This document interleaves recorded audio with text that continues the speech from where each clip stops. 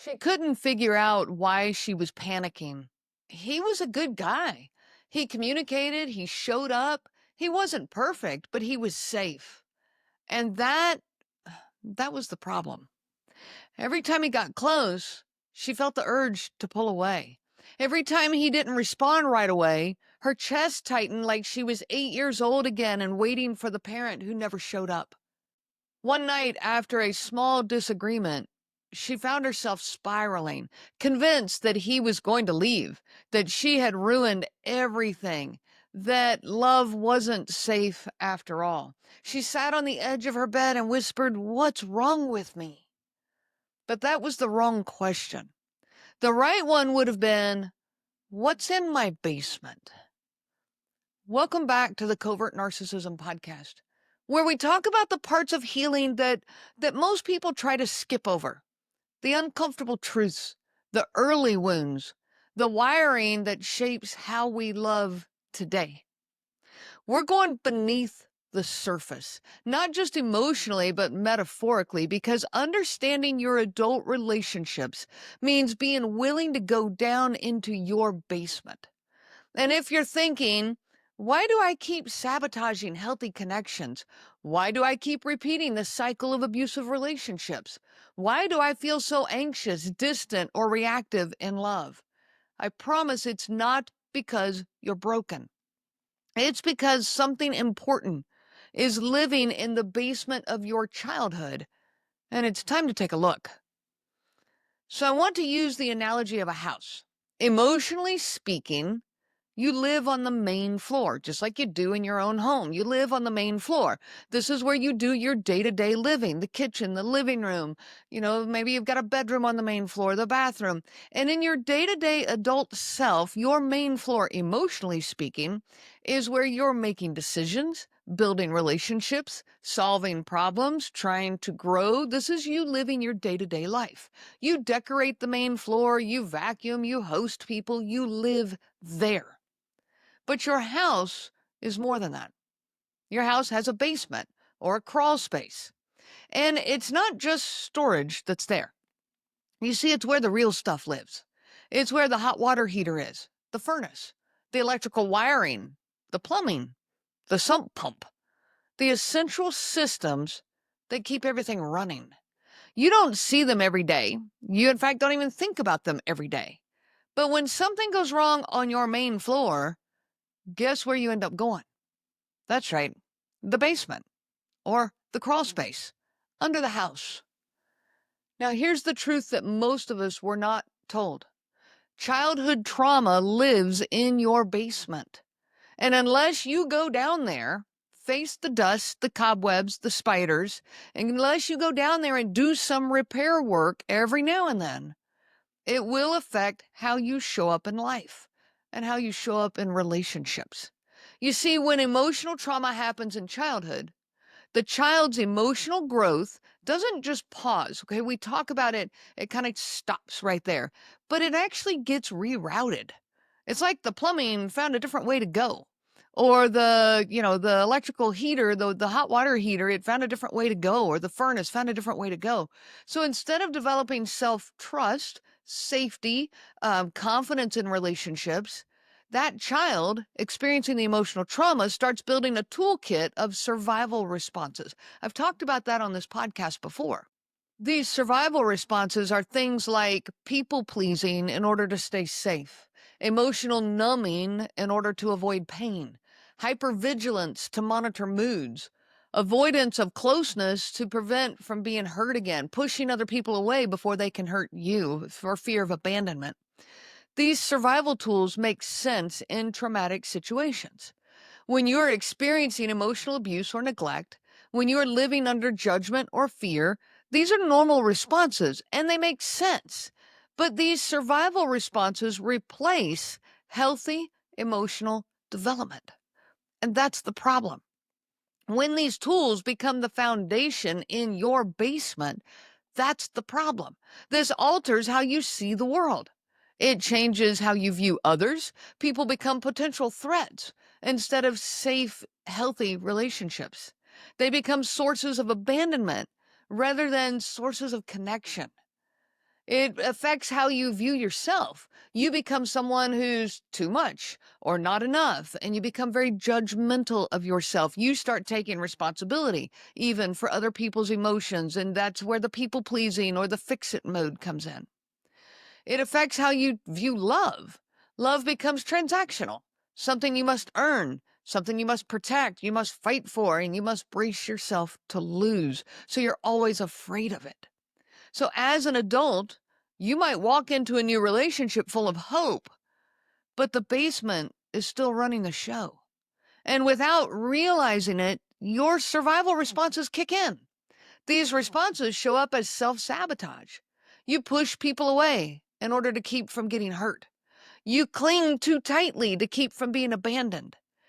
You interpret neutral behavior as rejection, or you just numb out altogether. It's not because you're weak. It's because you were wired for survival, not connection. This is what I mean by basement behavior. And here's the kicker. If you never look downstairs, if you never look in your basement, you will spend your whole life rearranging the furniture on the main floor. Okay, this looks like thinking a new partner and then I'll be happy, a new home, a new job, a new boundary, a new hobby, a new book, a new podcast, a new script will fix things. But the real issues go untouched. You have to go to your basement. So what do we do? Step one is acknowledge that the basement exists. Now, this might sound obvious, but it's the most important step. You see, a lot of people don't even realize that their childhood trauma is connected to their current relationship struggles. A lot of people don't get that. And I understand that. I didn't get it for a long time until I did. And boy, when the light bulb went off, it was just like a totally different way of looking at life. So many people don't make that connection, and so their childhood impact remains a mystery to them. Instead, they then blame themselves, they blame their partner, they blame their circumstances. But the truth is, the past is bleeding into the present. The truth is, your childhood trauma, your childhood experiences do impact the way you view life. And if you don't recognize that, if you don't face it, at least every now and then, it's going to bleed into your current world in a very subconscious way. So acknowledgement is a huge step. Now, number two is a very important step too. Get curious instead of critical. When you feel triggered or reactive in your relationship, instead of saying, "What's wrong with me?" ask, "Where did this come from? Where did I learn this? What fear am I feeling? What survival response is being activated?" Don't look at this with judgment and critical eyes. Look at it with curiosity. Often you'll find that this fear is not new. It's old and it comes from somewhere in your past. And it didn't start with this current person in your life. You'll find that your response to it is equally old. These survival responses became instinctual and practically subconscious. Use your curiosity to safely invite them into your awareness. Number three, take gentle steps into the basement.